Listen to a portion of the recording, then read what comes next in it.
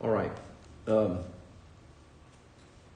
Luke chapter 16 and verse 18.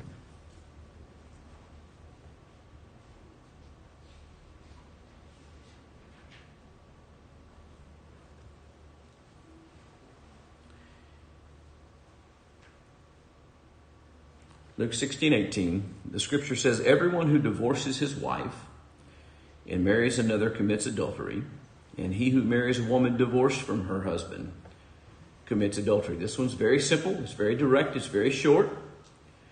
It is about primarily what happens on the other side of divorce.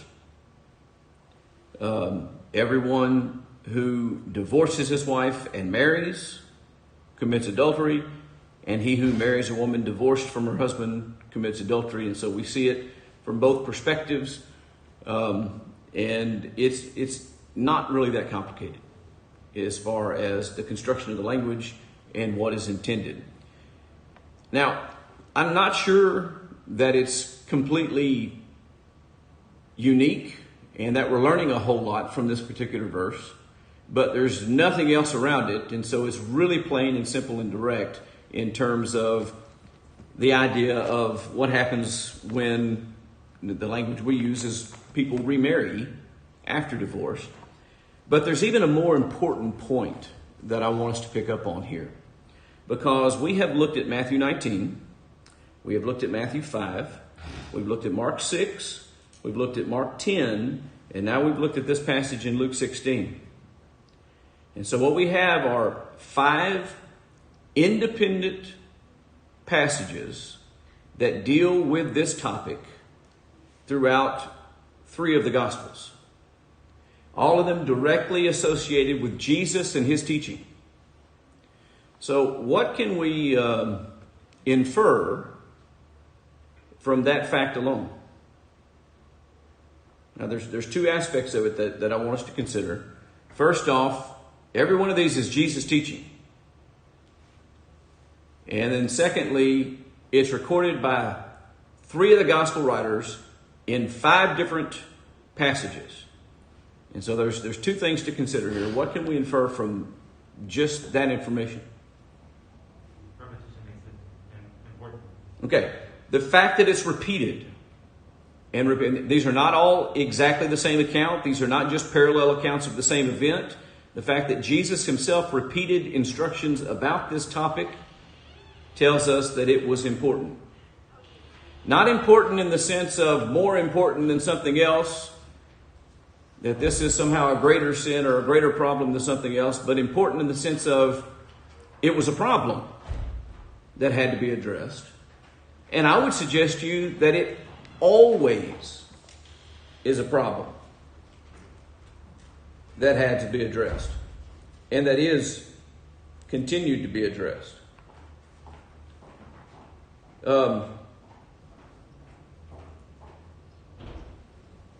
Why might this be such a problem?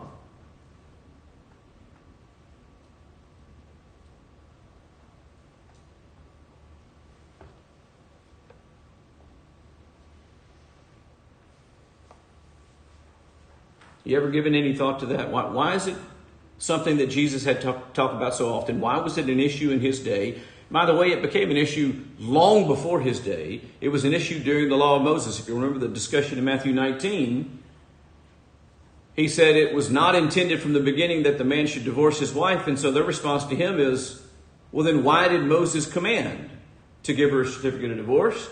So it was a problem during the law. It was even a problem before that. In fact, you can go way, way back and still find people having multiple wives. And so why does this become, or why is this a perennial issue among people?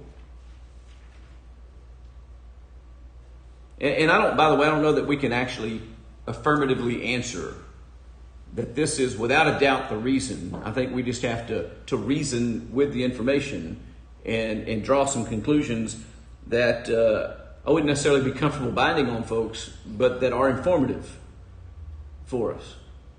First thing I suggest to you is it tells us that the desires that lie at the core of why, based on 1 Corinthians 7, that marriage exists and what it's intended to, or what's protected within the relationship of marriage, those desires are very strong and basic desires of human bodies. And why is it important for us to know and understand that? This is really important. So if we can actually identify things that are the basic drives of the body, then we're going to be identifying things that are much more difficult for us to control than things that are cerebral choices. If I just decide I like something because it seems all right, I can just as easily decide that I don't like it because it seems not all right. But if it gets down to a basic drive of the body, food, I have to eat. And so controlling the appetite is a much more difficult thing than controlling whether or not waste too much time watching television.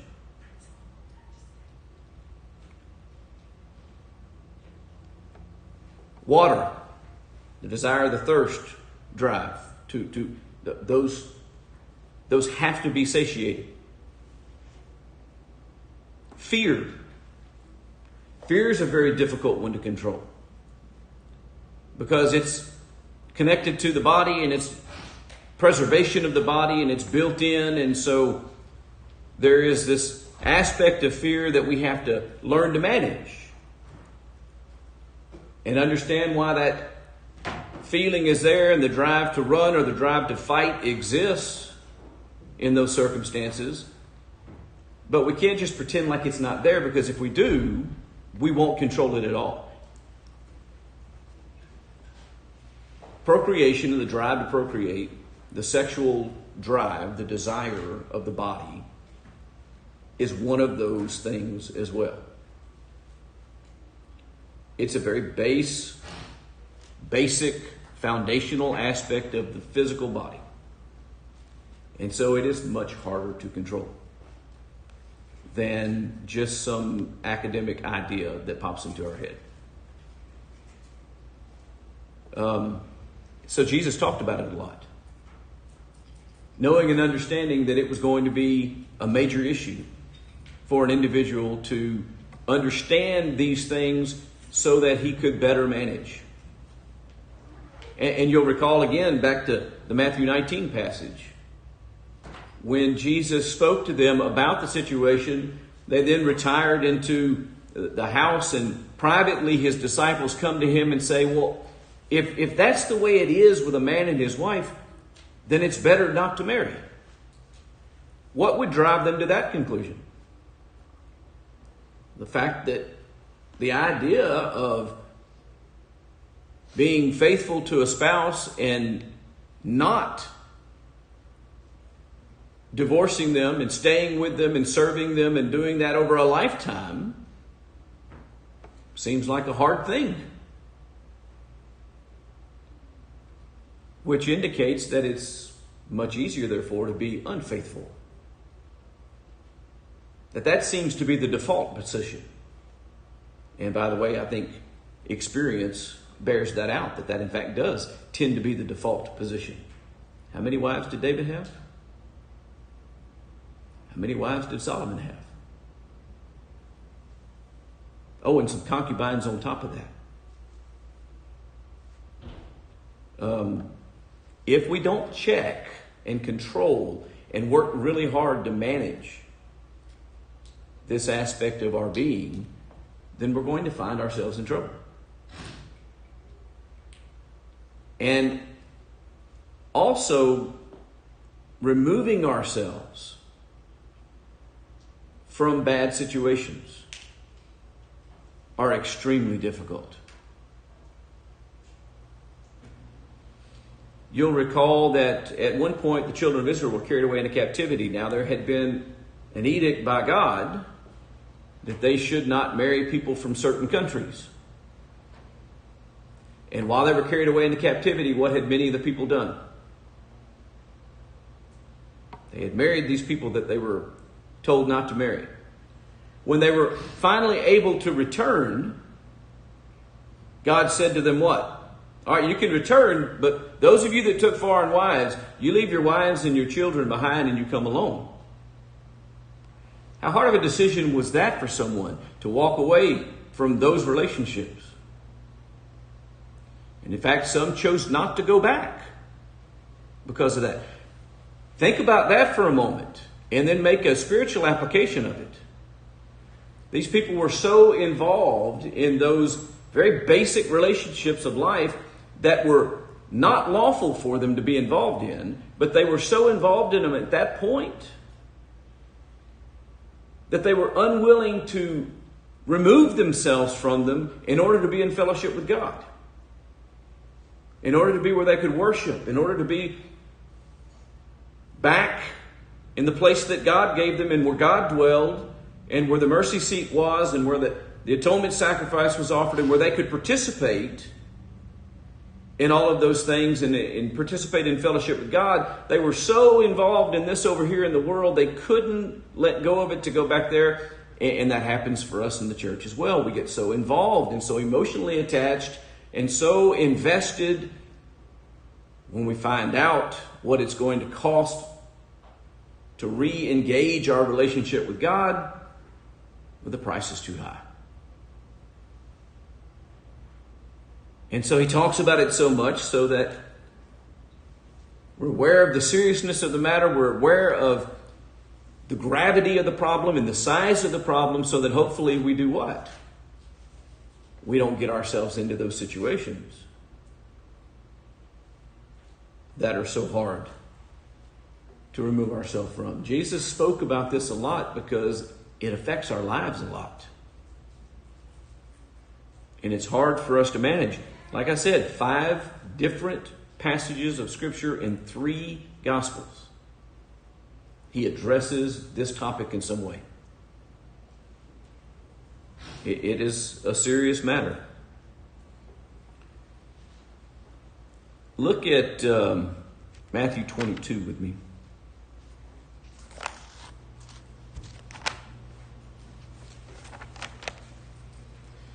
And this will be the last one that I initiate in this section of looking at the spousal relationship and the nature of the spousal relationship. I, as I've said all along, encourage anyone else, if there's passages that we haven't talked about that you want to bring up, certainly we'll entertain those. Matthew 22, verses 29 and 30.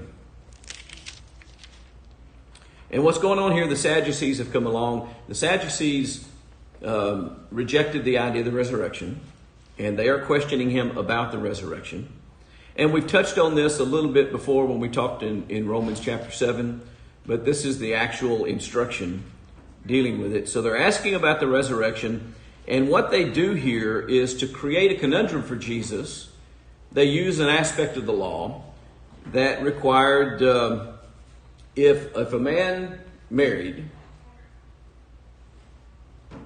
and he died without having any offspring, any heirs, and primarily we're talking about the male, the future patriarch of the family, the oldest male, he dies without having any heirs. There was a law that said that his brother was supposed to take his wife and bear children in his name, his brother's name, the one that passed away, so that that lineage could be established and could go on. And so they create this completely ridiculous hypothetical where it goes through 7 brothers. And then they ask the question, in the resurrection, therefore, of the 7, whose wife will she be? Now, what that tells me is that they had the very common concept of, okay, you're married and you die and you go to heaven and you're still married. That's the concept that's in the general psyches, because like I said, they don't believe in the resurrection at all. And that's actually what they're trying to do. They're trying to show how foolish the idea of the resurrection is, because you get this situation that's created now, whose wife is it? And this is his response to the question. You are wrong because you know neither the Scriptures nor the power of God. And so there were two issues with their problem. Their problem was they were ignorant of what the Bible taught, and they were ignorant of how powerful God was. And that led them to this false conclusion and even creating a hypothetical that was not legitimate. Because they lacked understanding, their hypothetical was completely illegitimate. So he says, you're wrong because you know neither the Scriptures nor the power of God, for in the resurrection they neither marry nor are given in marriage, but are like angels in heaven. So they're not married, and there aren't any more marriages. So when you're raised, are you raised into a marriage? No. Things on the other side of the resurrection are going to be different for mankind than things in time. Marriage, and this is what we talked about in Romans 7, marriage is for our existence on the earth. It goes all the way back to Genesis, and it is not good for man to be alone. I'll make him a helper suitable unto him. Our time on earth, we need this relationship. By the way, I would suggest to you that part of the reason we need it is because of the nature of our body and the way that God designed us to desire to procreate. And so he created a relationship where that can take place in a righteous and godly way. But on the other side of the resurrection, they're not married, nor are they given in marriage. Which means what? There's no future marriages. So marriage stops with time. Marriage is something that exists only while men live on earth. And he goes on to say, for they're going to be like the angels of heaven. Does it say they're going to be angels in heaven? It does not. There is an order of angels that already exists. They are a separate and distinct being from humanity. They will always be a separate and distinct being. That's a very popular notion as well, that when someone dies, they have become an angel. But that is not from the Scriptures. The like angels references the fact that angels are not sexual beings. Angels don't engage in that. Angels aren't married. Angels don't really ever have any gender reference other than the fact that they're always referred to in the masculine. But I think that has a lot more to do with our language and their station and power than it does an actual gender. Because you don't really have gender if every gender is the same. And so angels don't have gender. They aren't male and female. They weren't made to be couples. They weren't made to procreate. They weren't made to do these things, and we'll be more like that on the other side of the resurrection than we are on this side. Procreation is something that's for the earth. To fill the earth and populate the earth. And so we have to understand the nature of marriage. And there's two things that you have to avoid. You have to avoid the mistake of discounting its value and its importance in time. And then you also have to avoid overinflating what it is and making it something eternal when it's not. And the hypothetical that they created was suggesting that this is some kind of eternal relationship. By the way, that's one of the areas that I guess it's the Mormons get things really wrong. They have this idea of celestial marriage. I think I got the right group. That's not what Jesus says here. He says on the other side of the resurrection, marriage is not going to be part of our existence.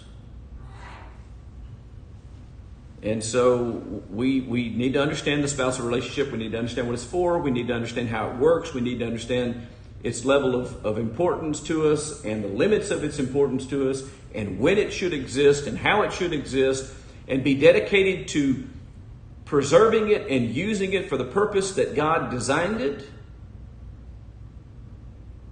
and not abusing it or insisting that it's something greater than what God has taught. Any other questions, comments, passages that I might have not talked about and that have some bearing on the subject? Yes, sir. It just seems like there's a lot of things that prep us, and there was things that were prepping people for Christ, and like even salvation from water. You had Noah, and then you had the Exodus coming through where God parted the sea, and that prepped people for water salvation. And now we have marriage between two become one, and it really kind of seems like this prepping of the marriage to God, where it's something temporary, but it kind of conditions us and it helps us think about maybe that marriage to God. Right. Well, the idea of faithfulness to God, the idea of not being what? Spiritual adultery. So a spiritual adulterer, which would mean that I'm what? I'm not faithful. I'm not devoted to one. So idolaters were adulterers. Instead of recognizing that they had a relationship with one God and one God alone that was intended to last and not be abused, ignored, or replaced, they worshipped several gods. That's tantamount to being with several women. And there is a teaching purpose for it, without a doubt. What is that? Ephesians 5 makes it clear that there's a teaching purpose for it when he compares Christ and the church to a husband and the wife. And it's very clear in that context that he's talking about Christ. He's trying to help us understand our relationship to Christ. And he's doing that through a relationship that we should already understand, our relationship to our spouse. And so there's definitely a teaching aspect to it, and we're supposed to learn from it and learn about what that means about our relationship with God. And that's a very powerful thing as well. I think the church itself has a role and a function in that as well. I think that governing authorities, people being elevated to positions of authority, have a purpose for that. I think parents' role over children are also doing the same thing, teaching us. That's why God is referred to as our Father. Okay, I know that on the earth that my Father disciplined me. So if God is my Father, then he's going to do what? He's going to discipline me. But he's going to do it because he loves and cares for me, and he's trying to preserve and protect me. Because that's why my earthly father disciplined me as well. And the Hebrew writer talks about that and then explains that the earthly fathers do it as seems best to them, but God does it perfectly. It actually is what's best, rather than just what seems best.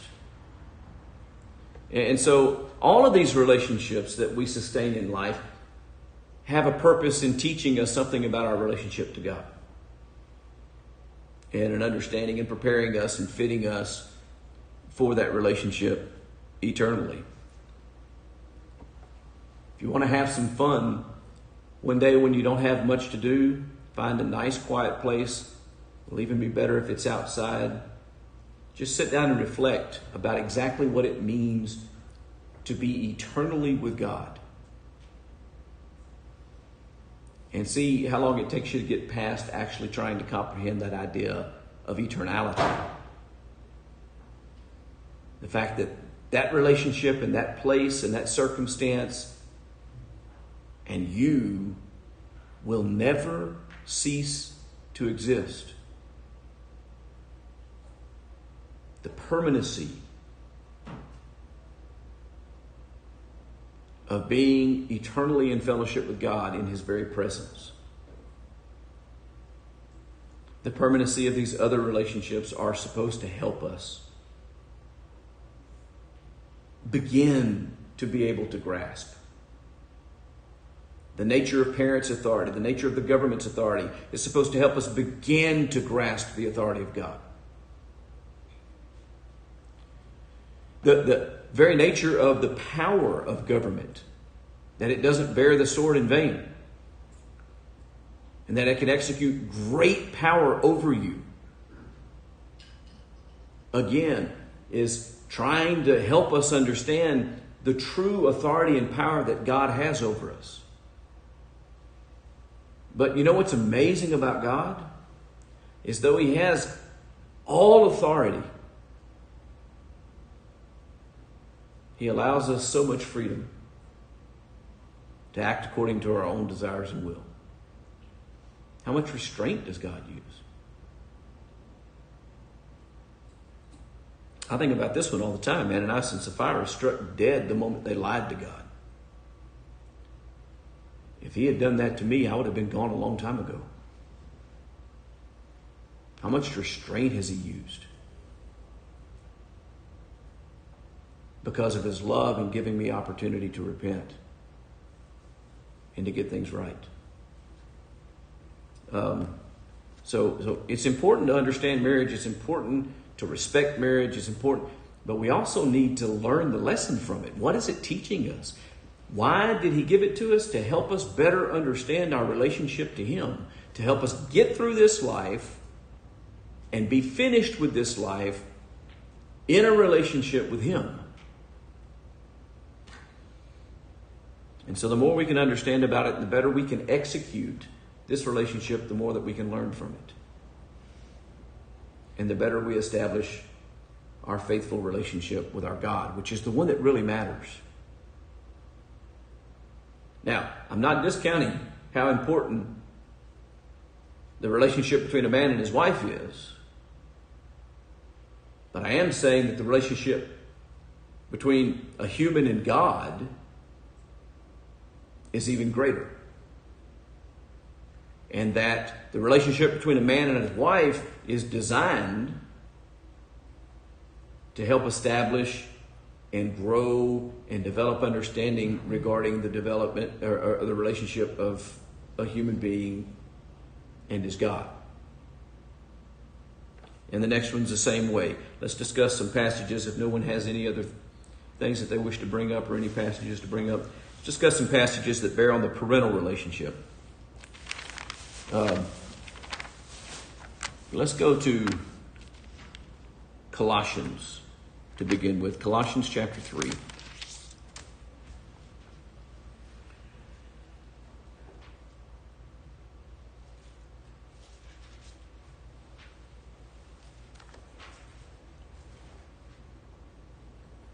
All right, Colossians 3, verses 20 and 21.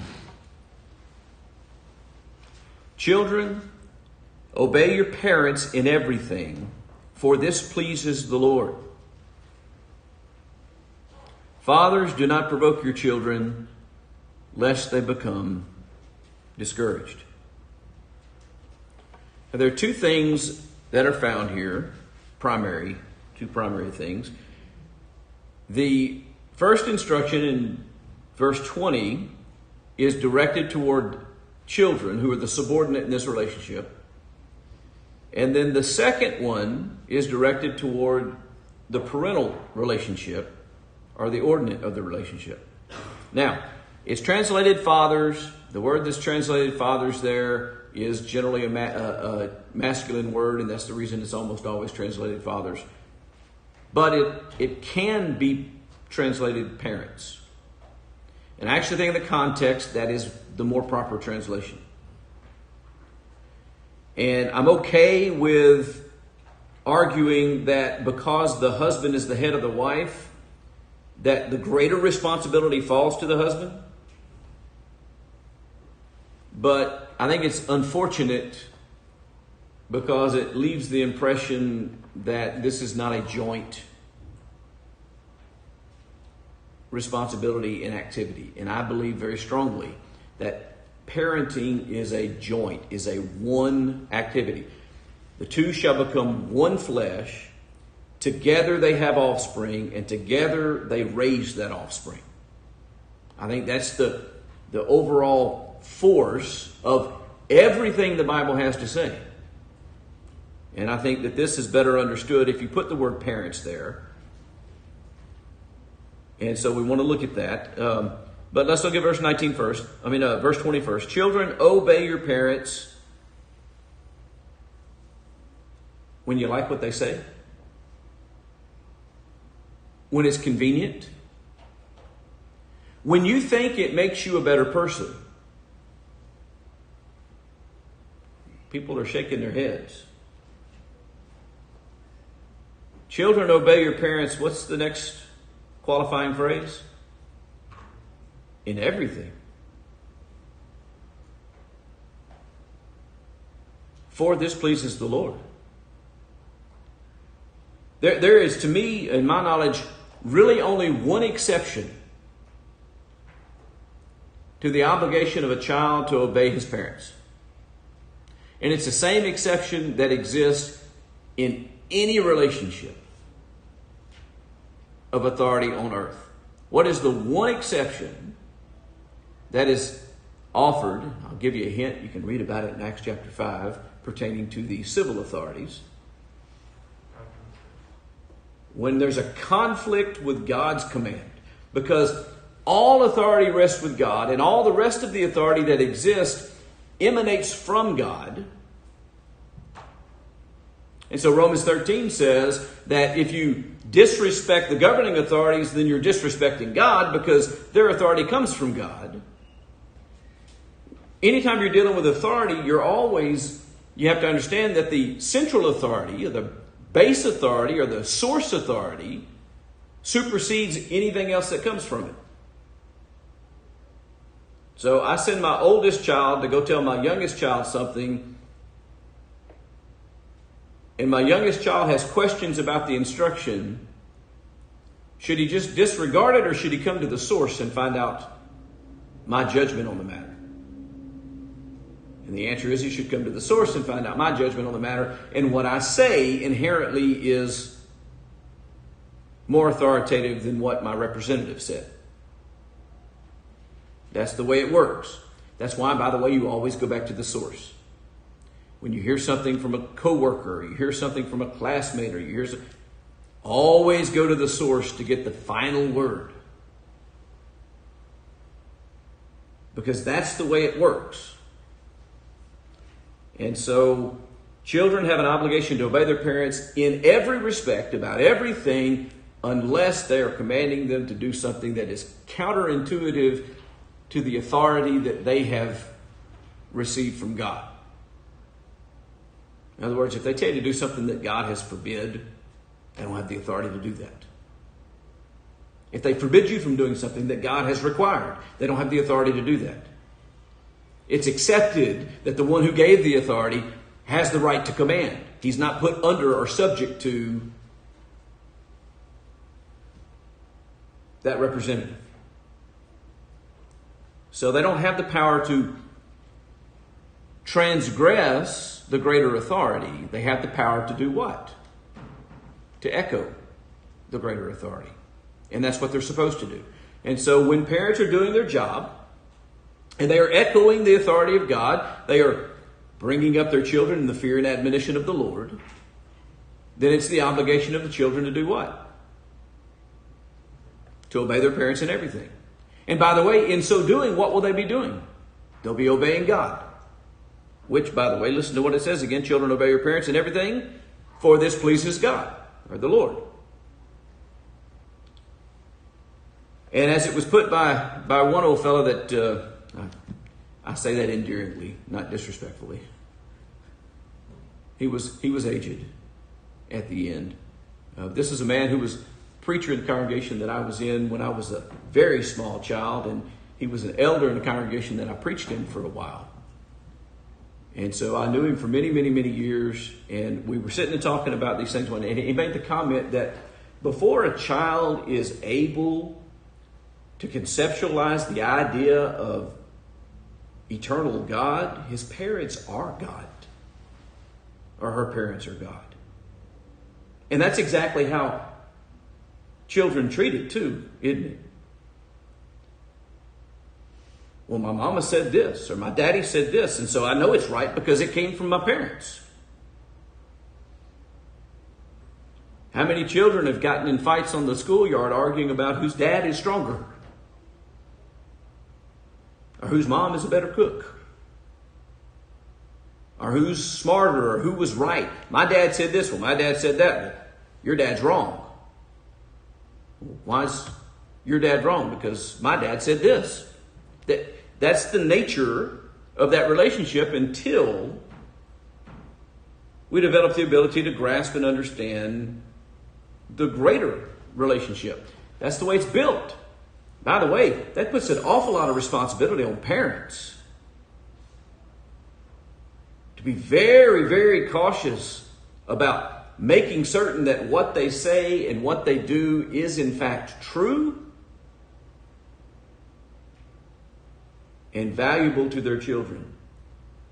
It's really a serious thing to play with children by telling them untruths and do it as a joke and think it's funny, because you're undermining your parental authority with them. And they're believing now that they can't trust what you say instead of believing that they can trust what you say. And that undermines divine authority later in their life. Because the whole purpose for parental authority existing is to learn and understand divine authority.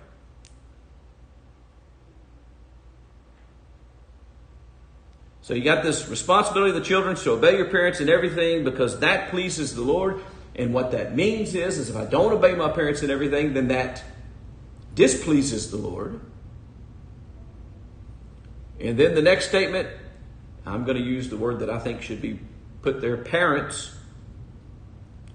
Do not provoke your children, lest they become discouraged.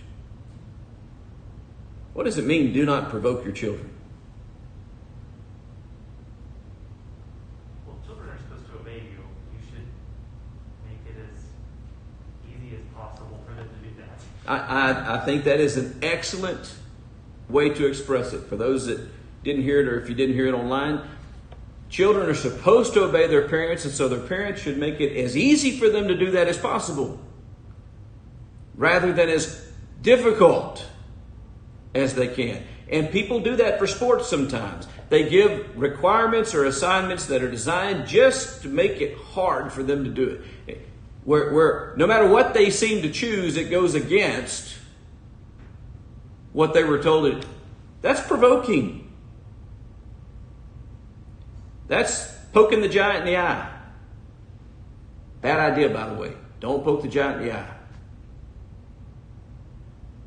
Or the big dog. Don't poke it with a stick through the fence. Dogs can jump over fences. We're not supposed to be abusing our authority over our children. That's really what that's saying. Okay, you've been given this authority, and your children are being told to obey you in everything, so don't abuse that.